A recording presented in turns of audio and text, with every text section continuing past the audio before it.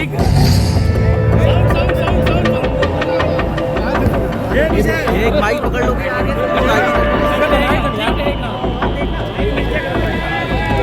पहले संविधान, रोटी कपड़ा और मकान,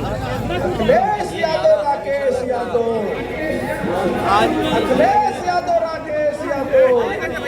नारा जरूरी है। रोटी कपड़ा और मकान, लेकिन इसके साथ साथ संविधान बचाना भी जरूरी है। ये संविधान बचाने की लड़ाई है। जिस तरीके से कभी समुद्र मंथन हुआ था, उसी तरीके से संविधान मंथन होने जा रहा है। एक तरफ वो लोग हैं जो संविधान को बदलना चाहते हैं, दूसरी तरफ इंडिया गठबंधन समाजवादी पार्टी के लोग हैं जो संविधान की रक्षा और बचाना चाहते हैं। पिछले 10 साल और यूपी के 7 साल की सरकार ने जनता को धोखा दिया, किसान की आय नहीं बढ़ी, किसान शहीद हुए, जान खोनी पड़ी, हार चढ़ गई उन पर, उनकी हर चीज़ महंगी कर दी, बोरी की चोरी की इन्होंने, डीएपी के नाम पर नैनो यूरिया खरीदवा दिया किसान, बिजली महंगी कर दी, डीजल महंगा कर दिया, कीटनाशक दवाई महंगी कर दी। और छात्र नौजवान जब नौकरी लेने निकला तो उसके परीक्षा के पेपर लीक करा दिए, परीक्षाएं रद्द हो गई। तो इन नौजवानों ने और किसानों ने मन बना लिया है, इस बार भारतीय जनता पार्टी को हटाने का काम करेंगे, संविधान बचाने का काम करेंगे। प्रधानमंत्री अमरोहा में एक बयान दिए थे कि देखिए, लगता तो यही है जब ये इस स्तर पे आ जाएं कि अगर मैं किसी मंदिर के दर्शन में जाऊं, मंदिर में जाऊं और वहाँ के पुजारी, वहाँ के पंडित जी मना करें कि धो मत, लेकिन बीजेपी के नेताओं ने धोने का काम किया।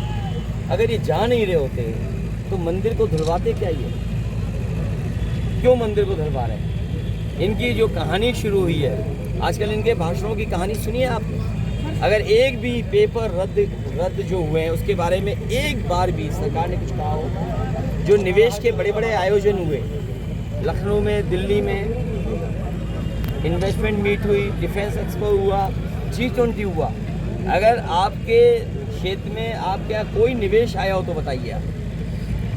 तो निवेश आया नहीं, नौकरी दी नहीं, रोजगार मिला नहीं, किसान की आय बढ़ी नहीं, बिजली महंगी कर दी, दवाइयाँ महंगी कर दी।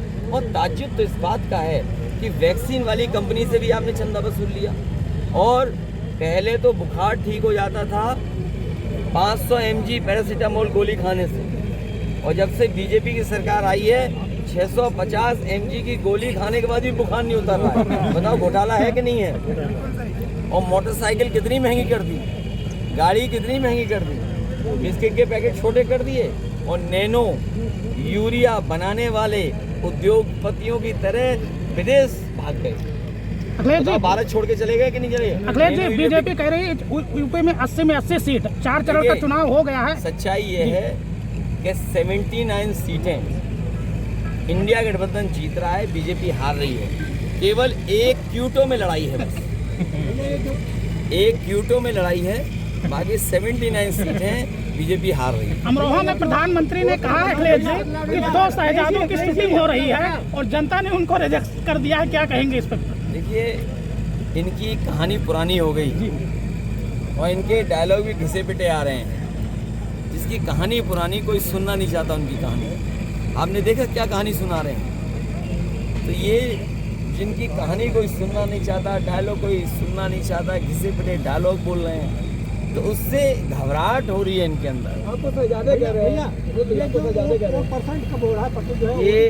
ये सवाल ये नहीं है, ये शहजादों को इसलिए याद कर रहे हैं कि देश के शहंशाह हटने जा रहे हैं। ये परसेंटेज हम अपने बूथ पे बढ़ा रहे हैं। हम अपने कार्यकर्ताओं से कहेंगे बूथ की रक्षा करना, बूथ पे अपना वोट बढ़ाना। अखिलेश जी ने कहा कि अलग बुंदेलखंड राज बनाया जाएगा, इस पर बुंदेलखंड राज को देखिए, ये जो बहुजन समाज पार्टी है ये बीजेपी की भाषा बनवा रही है। जो बीजेपी बोलेगी, अगर नहीं बोल सकती है तो बहुजन समाज पार्टी से बुलाती है। और आपने देखा होगा उत्तर प्रदेश में कहीं ना कहीं दोनों हाथ मिलाए हुए हैं। इसलिए मैंने बहुजन समाज के लोगों से भी अपील करूंगा, और खासकर बाबा साहब भीमराव अम्बेडकर जी पे जो आस्था रखते हैं उनसे मैं अपील करूंगा कि अपना वोट खराब न करें, संविधान बचाने के लिए, लोकतंत्र बचाने के लिए इंडिया गठबंधन की मदद करें। बहुत धन्यवाद।